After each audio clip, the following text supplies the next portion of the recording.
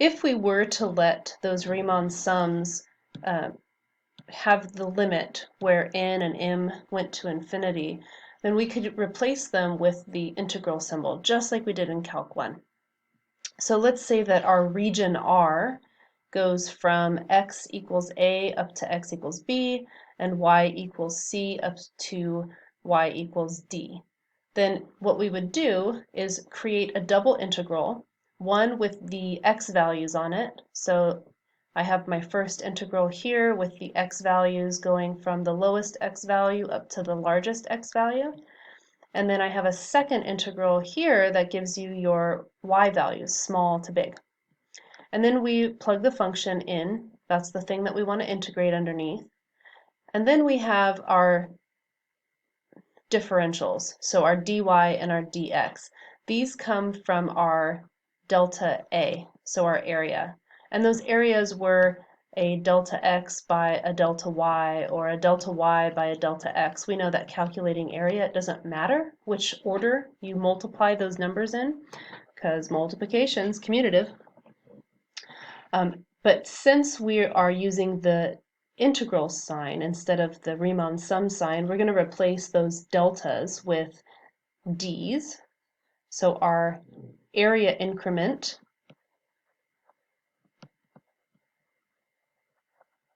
is replaced with dy dx, or dx dy. We can do it in either way a lot of times. We'll get into that more. And I want to show you what it means to do an iterated integral. So we talked about doing a sum over both independent variables, and we said if you let the limit of the number of those rectangles go to infinity, then you can replace that with the integration symbol.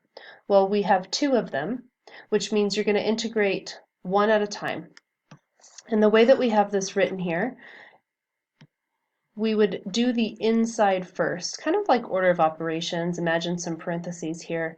You would first integrate with respect to y in this setup, because y is the inside integral. After you calculate that, it creates the function a of x.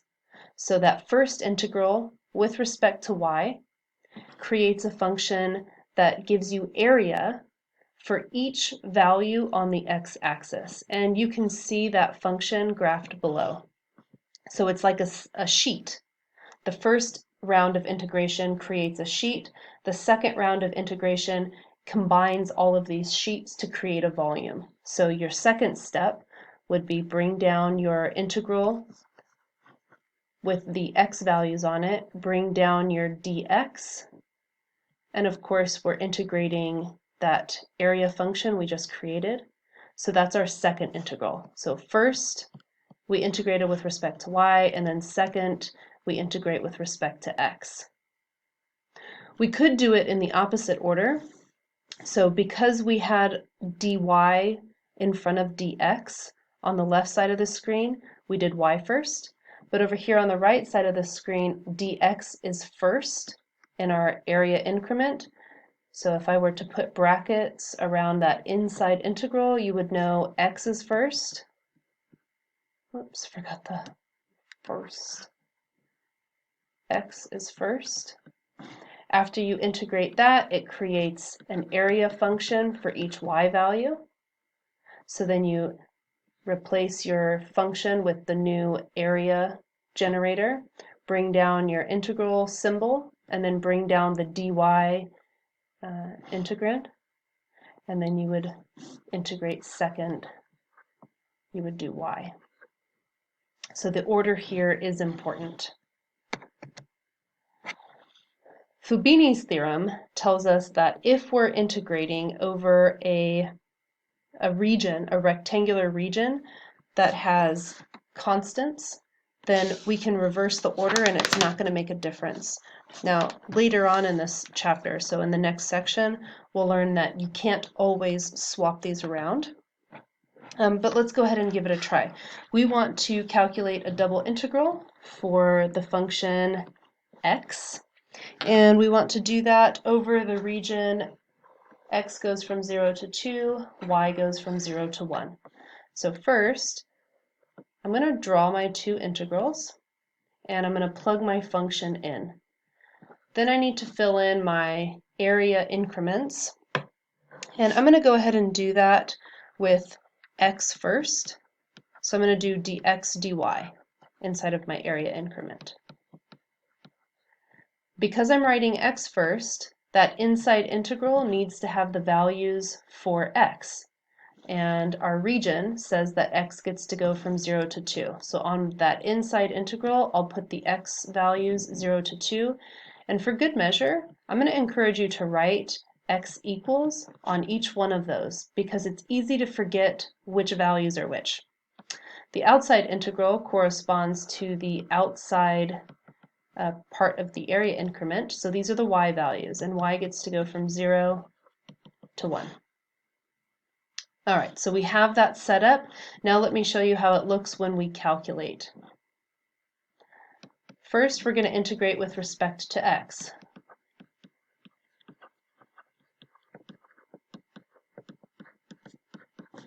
Then integrate with respect to y. So let's go ahead and start that inside integral.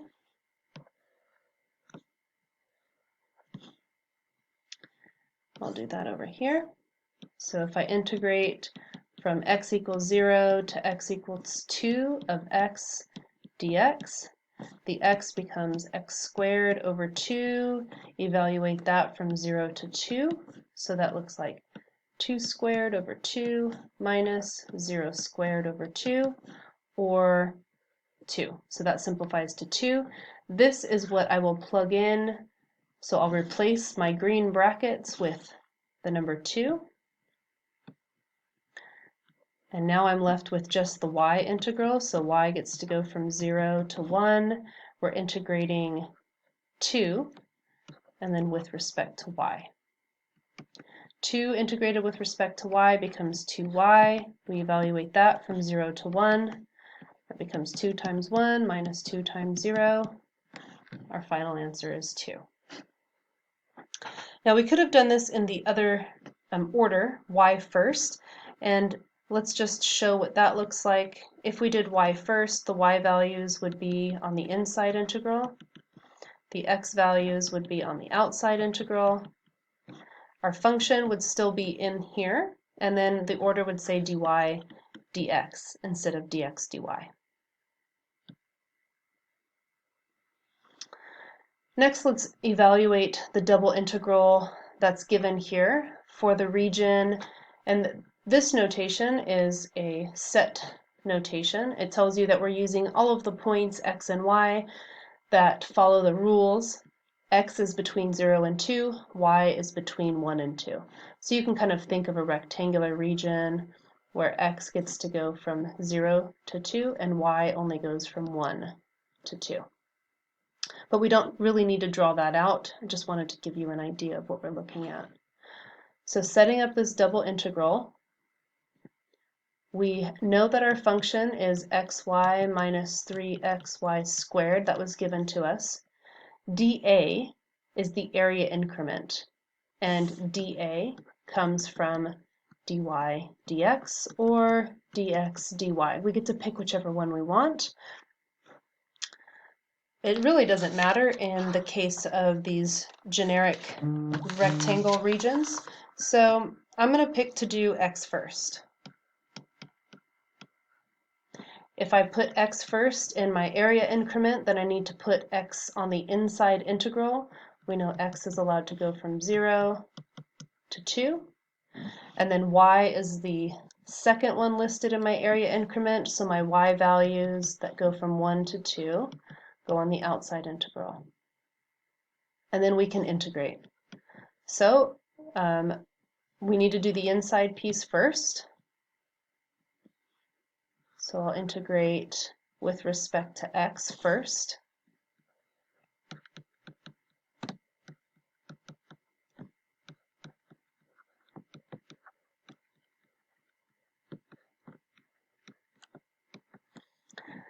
We're going to treat y just like it's a constant, the same way that we were doing when we were taking derivatives. We're going to ignore the other variables and only focus on the one that matters for this operation. So y is going to behave more like a constant here. So x times y, when we integrate that, that becomes x squared over 2 times y, just like as if y were a constant. And then minus 3xy squared is going to become minus 3y squared times x squared over 2. And we're going to evaluate that from x equals 0 to x equals 2. So I would encourage you to factor this the best you can before you plug your x values in.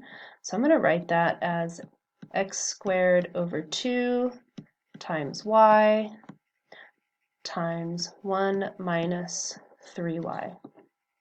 And the reason for that is because we're only evaluating the x, so we can just plug in the part that matters and leave the rest as a factor. So y times 1 minus 3y times x squared over 2 with 2 plugged in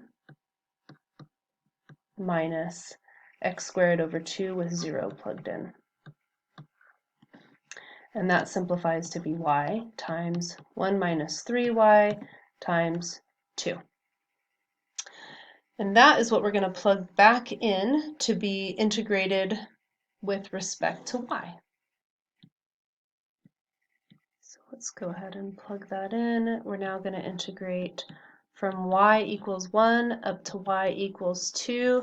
And let's multiply this out. That would give us 2y minus 6y squared. So we're going to integrate 2y minus 6y squared with respect to y.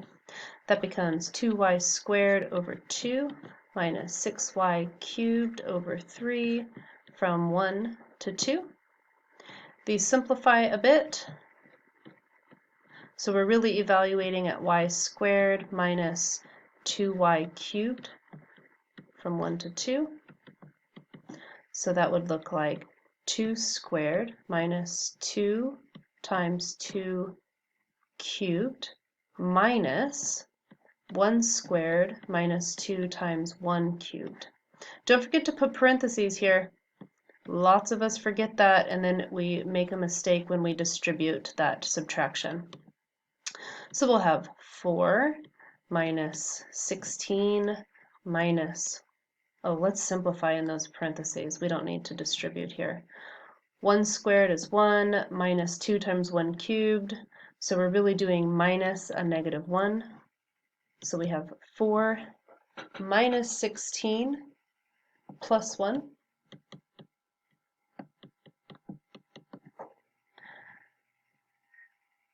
That's going to come out to be, let's see, 4 minus 16, that would be negative 12 plus 1, that would be negative 11. And that's our final volume.